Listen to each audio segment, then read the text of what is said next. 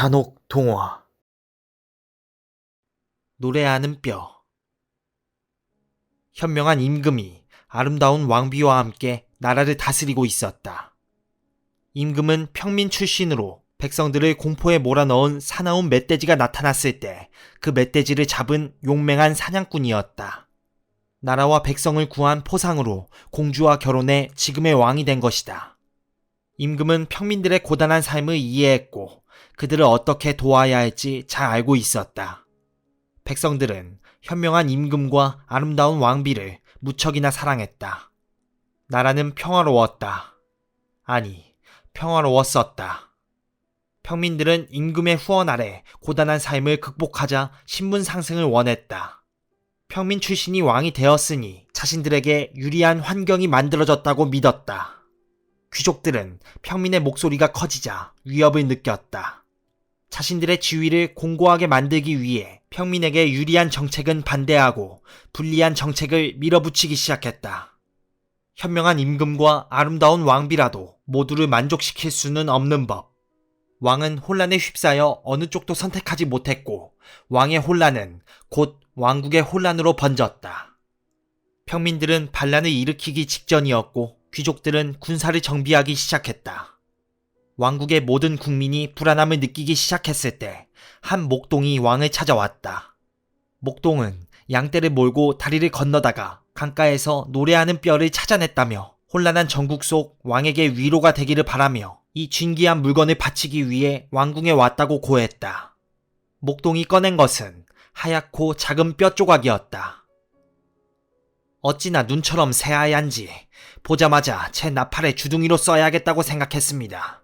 그런데 이것을 끼워 불자 갑자기 뼈가 제 마음대로 노래를 부르기 시작하는 게 아니겠습니까? 목동이 보란듯 나팔을 불자 뼈가 임금 앞에서 노래하기 시작했다. 스스로 빛이 내지 못한 별이 완전한 원이 될 때 가장 찬란한 왕국의 별이 선택을 받으리라. 별은 스스로의 찬란함과 아름다움을 바라나 이를 선택하는 사람에게는 불의가 깃들리라. 불의를 걷어내면 새로운 정의가 드리울 것이요. 불의를 찾지 못하면 낡은 정의가 지배하리라. 왕국의 별은 모두가 알고 있으며 또 아무도 모르는 이가 되리라. 별의 찬란함과 아름다움은 저주가 아닌 숙명이니 별이 원하는 사람이 정의가 될 것이요. 별이 생각한 불의를 걷어내게 되리라. 발버둥 친다 한들 운명이 이끄는 대로 따라가리라. 뼈의 노래를 들은 왕의 눈이 휘둥그레졌다. 정말 진귀한 물건이로구나. 그렇지요. 이 노래하는 뼈를 임금님께 바치겠습니다. 노래하는 뼈에 흥미가 동한 임금이 목동에게 물었다. 자네는 이 뼈의 노래가 무엇을 뜻하는 것 같은가? 일자무식, 무지렁이인 제가 뭘 알겠습니까? 그저 신기한 마음에 이 뼈를 바치러 왔을 뿐입니다. 목동은 그저 이것은 사람의 뼈 같고 죽은 지 꽤 오래된 것 같다고 말을 더했다. 왕은 목동을 물리고는 그날부터 밤낮으로 뼈의 노래를 들었다. 뼈의 노래는 왕궁에만 머물지 않고 왕국 전역으로 널리 퍼졌다. 이 노래를 듣자마자 평민들은 지도자를 세워 반란을 일으켰고 귀족들은 한데 뭉쳐 군대를 일으켰다. 마침내 스스로 빛을 내지 못하는 별, 즉 달이 완전한 원이 되는 날이 다가왔다. 평민들은 찬란하고 아름다운 별이 자신들을 이끌 진짜 지도자라고 생각했고 불의는 지금의 왕이니 왕을 죽여야 한다고 말했다. 귀족들은 왕이 즉위했을 당시를 생각하며 그때가 완전히 달이 떴던 날이었다며 지금의 왕은 출신 자체가 불의라고 생각했다. 이를 걷어내고 정의를 바로 세우기 위해 왕을 폐위시켜야 한다고 했다. 평민들의 반란군과 귀족들의 군대가 왕궁을 향해 진군을 시작했다. 왕은 도망칠 생각도 하지 않고 멍하니 노래하는 뼈만 만지작거리고 있었다. 왕비는 왕을 걱정하며 도망치거나 귀족에게 왕위를 넘기고 목숨을 구하자고 설득하고 있었다. 왕은 뼈의 노래에 홀린 듯 혼자 중얼거리기 시작했다. 가장 찬란하고 아름다운 별이 왕위라니. 멍청한 것들. 그건 왕비 당신이요. 전하. 갑작스러운 왕의 말에 왕비는 걱정이 일었다. 어떻게든 후일을 도모해야 할 판에 모든 것을 포기한 사람처럼 보였다. 그 별을 내가 선택했으니 내가 불의한 것은 맞긴 하구려. 그렇지 않습니다. 이토록 현명한 전하가 불의라뇨. 나는 그저 동생의 생각을 따라했을 뿐이요. 그게 무슨... 그 옛날 폐하께서 멧돼지를 잡아오라 명하셨을 때 그 멧돼지를 잡은 것은 사실 동생이었소. 그리고 동생은 이 뼈가 발견된 냇가에서 내가 죽였지. 모두 그대를 사랑해서 그랬소. 왕비는 충격의 말을 잇지 못했다. 자신의 사랑과 왕의 어질고 현명했던 행동들을 생각하며 오히려 지금의 왕이었기 때문에 가능한 일들이 아니었을까 생각했다. 혼란에 휩싸인 왕비를 보며 왕이 물었다. 노래를 들어보면 그대에게 선택권이 있는 것 같소. 나는 그대가 어떤 선택을 하던 동생에게 속지 않은 마음으로 받아들이리다. 자, 왕비, 불의는 누구요? 동생을 죽이고 왕위를 가진 나요. 고단한 삶을 해결해줬는데 반기를 드는 평민들이요. 자신들의 욕심에 왕위를 찬탈하고자 하는 귀족들이요. 왕비는 심한 배신감을 느꼈다. 목숨이 달린 이런 순간에 자신에게 모든 결정을 미루고 회피하다니. 자신이 사랑했던 사람이 동생을 죽인 살인자요. 아내를 속인 사기꾼이라니. 갑자기 뼈의 노래에서 유독 하나의 구절이 머릿속을 맴돌았다. 별이 원하는 사람이 정의가 될 것이요. 별이 생각한 불의를 걷어내게 되리라. 그 구절을 반복하던 왕비는 처연한 눈으로 자신을 바라보는 왕을 마주 보았다. 이때까지 나를 기만한 대가를 치르세요. 왕은 무언가 말하려 했지만 왕비의 비녀가 심장을 파고들어 아무 말도 하지 못했다. 둘은 진정한 사랑을 나누었지만 배신과 오해로 뒤덮인 이별에는 그동안의 사랑보다 큰 잔인함이 흘렀다.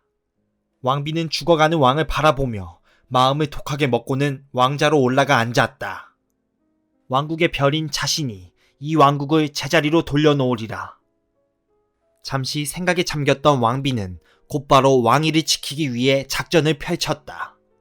앞뒤로 쳐들어오는 평민들과 귀족들에게 거짓으로 정보를 흘러 왕이 상대방에게 항복했다고 믿게 했다. 곧 양쪽의 군대는 서로 맞부딪혔고 승기를 잡은 한쪽의 군대를 근위대로 말살시켰다. 패배한 다른 한쪽의 군대도 마찬가지로 말살시켰다. 그 후 믿었던 백성과 신하들 그리고 왕에게도 모두에게 배신감을 느낀 왕비는 피해 정치를 시작했고 어진 왕과 아름다운 왕비가 다스렸던 평온한 나라는 두려움이 가득한 나라가 되었다. 빨간 구두. 어느 산골 마을에 가난한 소녀 카렌이 홀어머니와 함께 살고 있었다. 카렌의 어머니는 건강이 매우 좋지 않아 밖에 나가지 못할 정도였다. 카렌은 항상 몸에 좋다는 약초를 캐거나 마을 의사를 부를 돈을 구하기 위해 막일을 했다. 카렌은 효심이 지극해서 불평 한마디 없이 어머니를 모셨지만 어머니는 병을 이기지 못하고 세상을 떠났다. 어머니의 장례식 날, 하염없이 울고 있는 카렌을 가엾이 여긴 한 노파가 빨간 구두를 선물해 주었다.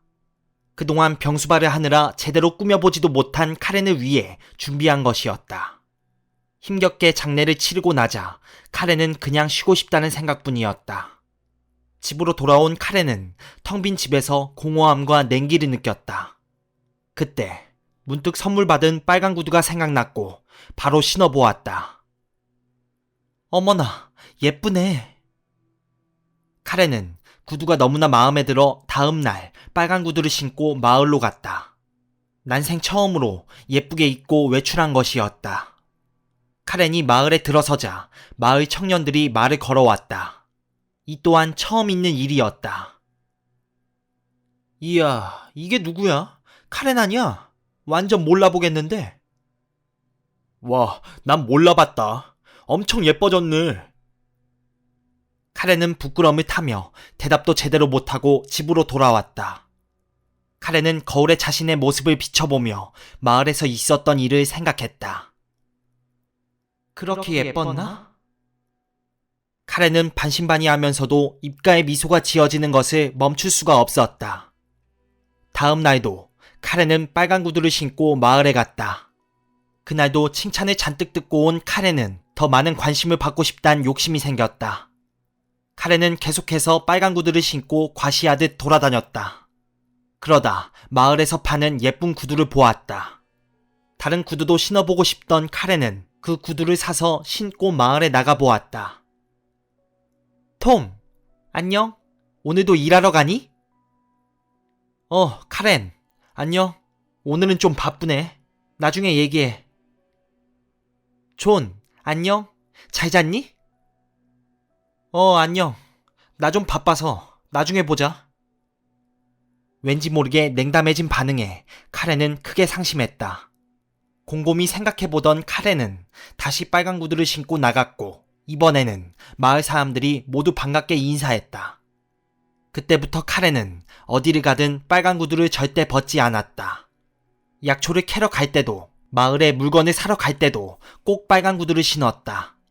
심지어는 마을 사람 중 한 명이 죽어 장례식이 열렸을 때도 빨간 구두를 신고 갔다. 사람들은 여전히 빨간 구두를 신은 카렌에게 살갑게 대했지만 우려를 표하기도 했다. 카렌, 그래도 장례식장인데 빨간 구두를 신으면 예의에 어긋나지 않겠니? 상관하지 마세요. 전 이 구두 말고는 다른 신발은 전부 버렸어요. 맨발로 올 수는 없지 않겠어요? 장례식뿐 아니라 교회 미사에 갈 때도 여전히 빨간 구두를 신고 갔다. 카렌, 미사에는 빨간색 구두를 신고 오면 안 된단다. 왜요? 신께서도 예쁜 모습을 보면 좋은 거 아닌가요? 카렌은 마을 사람들의 말을 신경 쓰지 않고 계속 빨간 구두를 신었다. 빨간 구두는 높은 힐이었기 때문에 오랜 시간 신으면 발이 퉁퉁 부었다. 하지만 카렌은 아파도 굴하지 않고 계속 빨간 구두만 고집했고 발의 통증은 커져만 갔다. 그런 카렌을 보며 마을 사람들은 카렌이 어머니를 여의더니 미친 것 같다며 수군거리기 시작했다. 카렌은 우연히 쑥덕거리는 소리를 듣고 배신감과 증오의 마음이 생겨나기 시작했다. 그동안 상대도 안 해준 것들이 누굴 욕해? 나 혼자 아픈 어머니 먹여 살릴 때는 거들떠 보지도 않은 것들이 고작 빨간 구두 하나 신었다고 아는 체 했으면서. 그렇게 증오의 마음을 품으면서도 카렌은 계속해서 빨간 구두를 신고 마을을 돌아다녔다. 자신에게 인사하는 사람들에게는 웃으며 친절하게 대하면서 몰래 수군거리는 사람들을 찾아다니기 시작했다. 최대한 집중해서 누가 무슨 말을 하는지 주의 깊게 들었다. 카렌, 좀 이상하지 않아? 빨간 구두에 왜 이리 집착하지? 근데 왜 맨날 저러고 돌아다니는 거야? 어머니를 여의고 나서 좀 미쳤나? 마을 사람들의 말에는 카렌을 향한 시기도 있었고 비아냥도 있었다.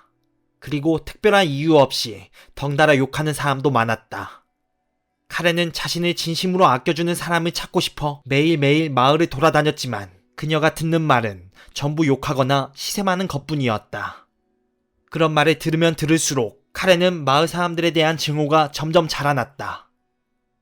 그날도 카렌은 빨간 구두를 신고 마을을 거닐고 있었다.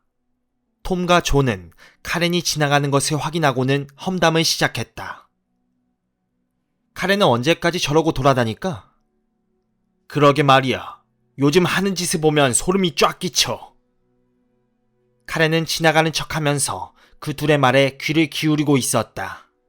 카렌이 듣고 있다는 것을 모르는 톰은 이야기를 계속했다. 몸매는 완전 내 스타일인데 말 걸기가 무서워. 야, 스타일은 무슨.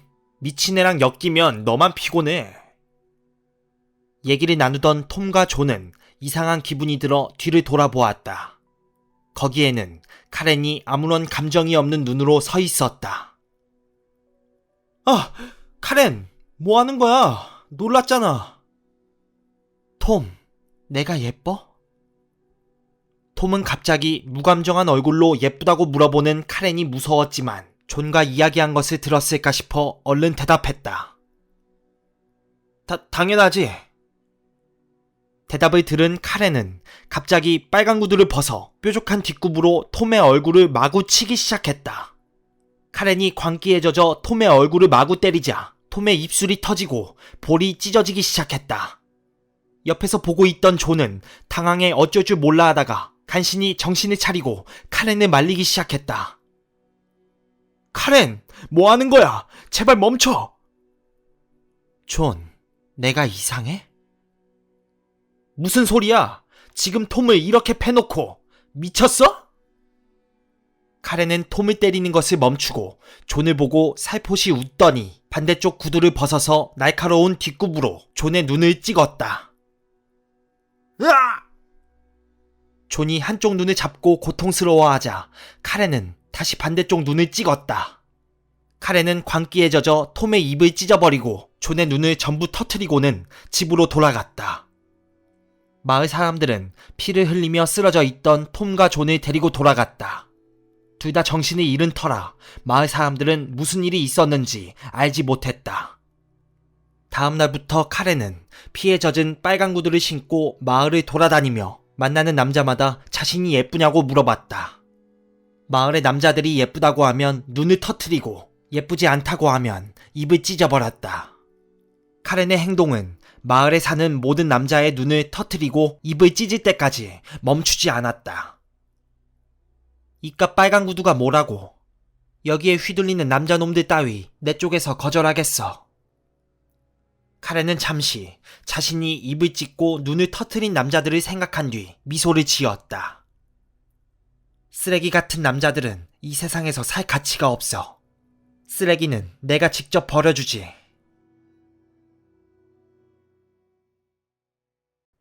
잭과 콩나무. 잭은 마을에서 가장 부드러운 손을 가지고 있었다. 그의 손가락은 여자처럼 길고 고왔으며 굉장히 섬세하게 움직였다. 잭은 남다른 손뿐만 아니라 남다른 약물을 가지고 있기도 했다. 그는 손과 약물로 여자를 만족시키는 방법을 알고 있었고 독보적인 기술도 터득했다. 잭과 밤일을 한번 치른 여자들은 그 황홀했던 밤을 절대 잊지 못했고 이미 남편이 있던 여자들도 몰래 다시 찾아왔다. 덕분에 잭은 일하지 않아도 먹고 살 수 있었다. 마을의 안악들이 매일 잭에게 물과 흙빵과 치즈를 가져다 주었기 때문이다. 잭은 손에 물 한 방울 묻히지 않으면서 지냈지만 항상 지루해했다. 여자들이야 자신에게 커다란 만족을 느낀다지만 예쁘지도 않고 순진하기만 한 마을 처녀나 욕구 불만에 가득한 유부녀들을 만나다 보니 실증이 나기 시작했다. 억소리 나게 예쁜 여자를 만나보고도 싶었고 두 손으로 걸어 모아도 흘러나올 것 같은 가슴을 가진 여자를 만나보고 싶었다. 하지만 이런 시골에는 만나지 못할 것 같은 생각이 들었다. 이 시골에서 탈출하기 위해 돈의 필요성을 느끼기 시작했지만 배운 건 오입질 뿐이었고 다른 일을 배우려고 해봤자 마을 남자들의 공곡의 적이라 욕만 먹을 게 뻔했다. 그렇게 고민만 늘어가던 그날도 한 명의 마나님이 찾아왔다. 마나님은 이미 1시간 전부터 음부를 만져주는 손에 절정을 느끼고 있었다. 아니, 음부뿐 아니라 전신을 어루만지는 손길에 정신을 차리지 못하고 있었다. 잭의 손은 음부의 입구를 살살 어루만지다가 봉긋한 가슴을 애태웠다. 그녀가 잭의 손길만으로 절정을 느껴 만족하려던 찰나 그의 크고 단단한 뜨겁게 성난 약물이 음부를 거칠게 헤집기 시작했고 마나님은 기절할 것만 같았다. 허리를 활처럼 휘며 목청이 찢어질 듯 비명을 지를 수밖에 없었다. 이러한 기분을 느껴본 적이 있던가? 아니, 이러한 느낌이 현실에 존재할 수 있는 건가? 마나님은 숨이 넘어갈 듯 교성을 질러댔다. 잭도 절정에 오른 듯 움직임이 한층 더 거칠어졌다. 마나님은 숨이 통하지 않는 듯 교성을 넘어 꺽꺽거리고 있었다. 잭이 절정에 다다라 약물이 한개 이상으로 팽창하자 마나님은 눈을 까뒤집고 입을 쩍 벌렸다. 교성조차 나오지 않았다. 기어이 잭이 욕정을 모두 분출했을 때 마나님은 숨만 겨우 붙잡고 기절한 듯 자리에 엎어져 있었다. 연락의 시간이 끝나고 옷을 고쳐 입은 잭은 마나님의 이마에 짧은 키스를 남겼다. 마나님은 황홀한 표정으로 잭에게 은하를 건네주었다. 오랜만에 쥐어보는 큰돈이었다. 은화를 짤랑이며 잭은 마나님의 마차에서 내렸다. 큰 길가로 나온 잭은 얼마나 더 돈을 모아야 할까 고민하며 걸어가고 있을 때였다. 한 노인네가 앓는 소리를 내며 길 한복판에 누워 있었다. 거기 젊은이, 나를 좀 일으켜주겠나? 그냥 지나가려던 잭을 노인이 다시 붙들었다. 나를 돕는다면 자네의 고민을 해결할 물건을 보여주지. 그 말에 혹한 잭이 노인의 곁에 멈춰섰다. 내 고민이 뭔지 알기나 하시오. 노인의 말이 솔깃했지만 일단 퉁명스럽게 물어봤다. 수많은 여자를 만나고 그녀들의 불만을 숱하게 들어오던 잭은 아무리 혹해도 일단 튕겨보는 게 좋다는 것을 알고 있었다. 잭이 노인을 부축해 세우고 답을 독촉하자 노인이 주머니에서 작은 콩 하나를 꺼냈다. 이게 바로 마법의 콩이야. 심으면 놀라운 일이 일어나지. 이걸 자네 집 앞에 심으면 순식간에 부와 명예를 얻게 될 걸세. 자네가 뭘 원하는지 난 모르고 관심도 없네만 부와 명예가 있는데 해결 못할 고민이 있기는 한가. 예사롭지 않은 노인이었다. 어디로 보나 콩 하나일 뿐이었지만 잭은 노인에게서 왠지 모를 현기를 느끼며 홀린 듯 그 콩을 들여다보았다.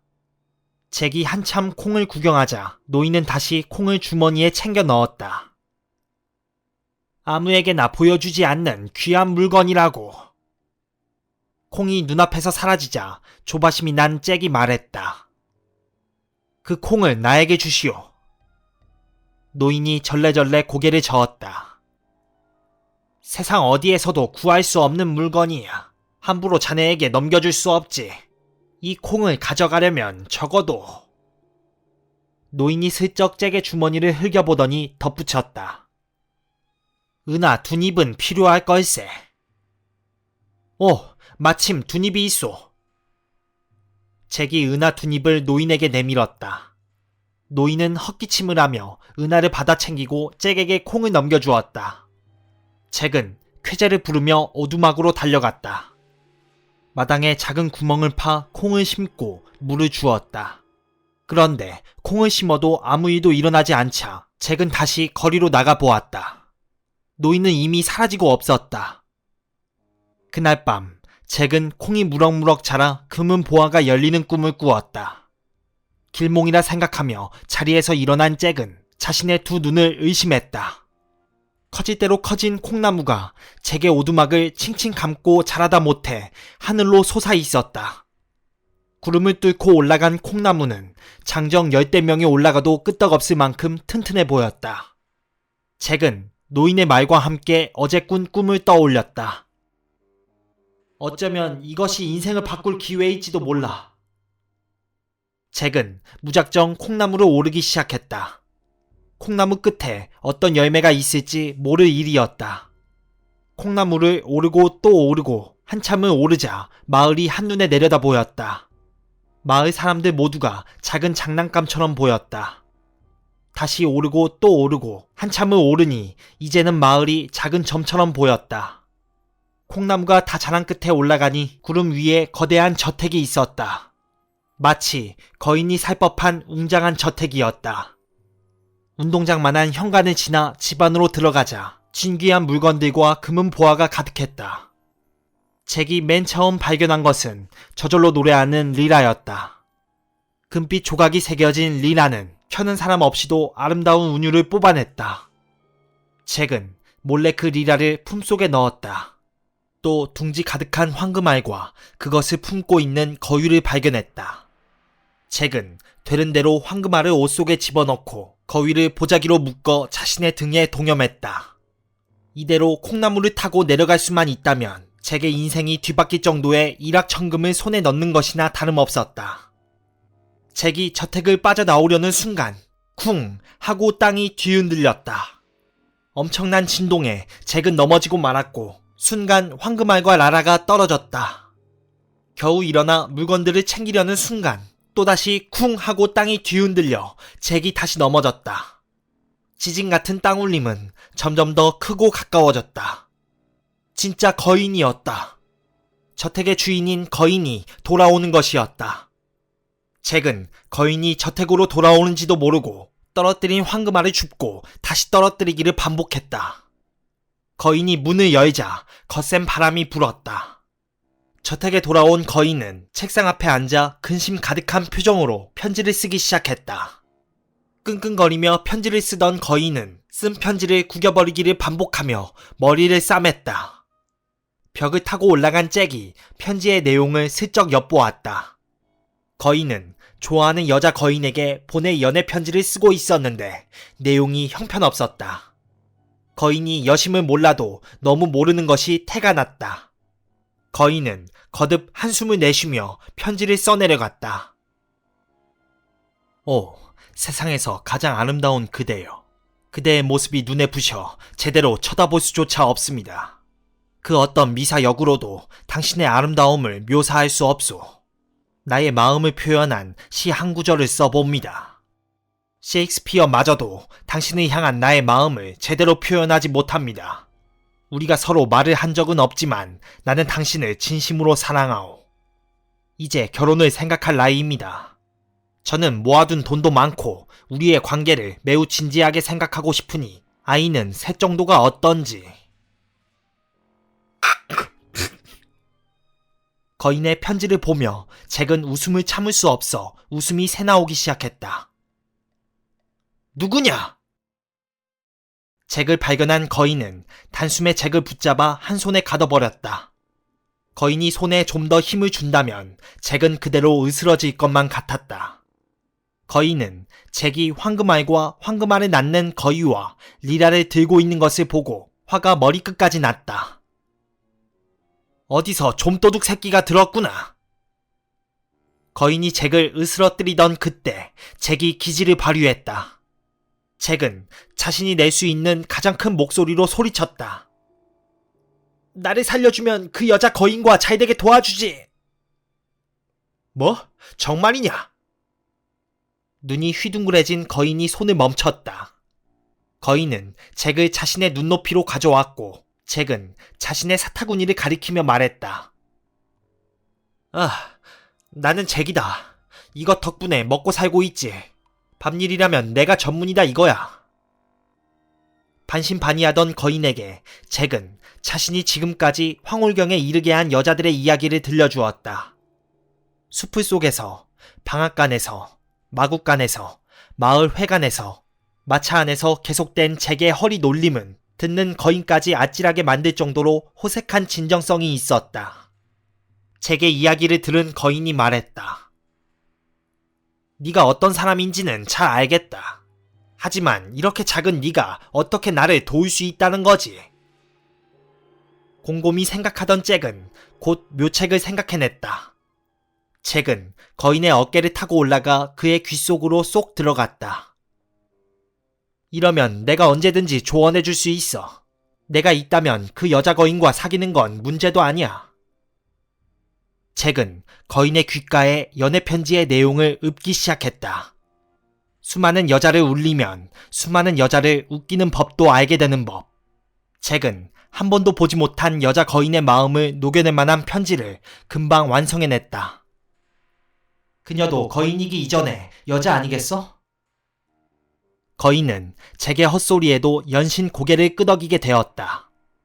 거인이 여자 거인에게 편지를 전하고 올 동안 잭은 황금알을 낳는 거위의 둥지 안에서 편안하게 누워 있었다. 잭의 편지 덕분이었을까? 편지를 전하러 갈 때 혼자였던 거인이 여자 거인과 같이 저택으로 돌아왔다. 잭이 다시 거인의 귀 속으로 쏙 들어가 말하기 시작했다. 이런 자리는 분위기가 중요한 법이지. 자, 리라에게 연주를 시켜. 잭의 충고대로 거인은 노래하는 리라에게 연주를 부탁했다.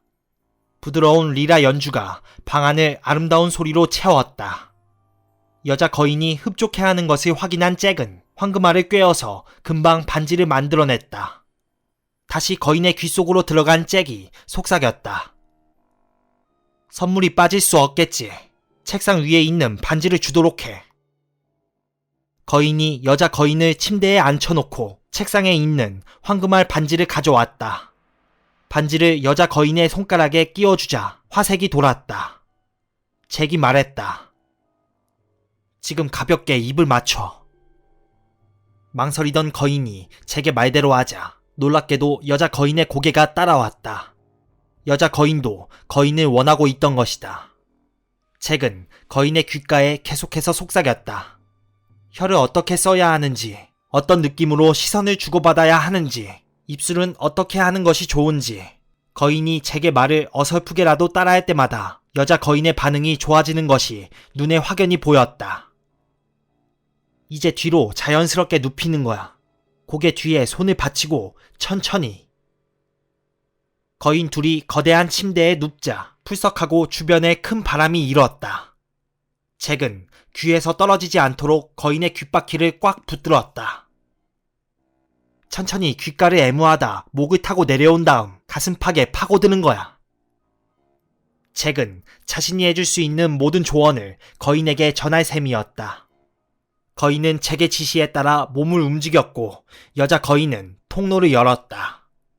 그런 여자 거인을 보고 잭이 쾌재를 불렀다. 그렇지. 거인은 잭의 도움으로 만족스러운 정사를 마쳤다. 첫 경험이었다. 거인은 잭에게 감사하며 황금알을 낳는 거위와 황금알과 노래하는 리라를 모두 주었다. 잭은 거위를 등에 동여매고 황금알과 리라를 품 안에 넣은 뒤 콩나무 아래로 내려갔다. 오두막으로 돌아온 잭은 리라가 노래를 켜고 황금알을 낳는 거위가 황금알을 낳는 것을 지켜보면서 만족스러운 얼굴로 다리를 뻗었다. 좋아. 이제 떠나기만 하면 되겠어. 도시에 도착하면 끝내주는 미인에게 끝내주는 경험을 선사해줘야지. 내 기술과 이 돈이라면 누구든 나에게 넘어오지 않고는 못 베길 거야. 하하하하.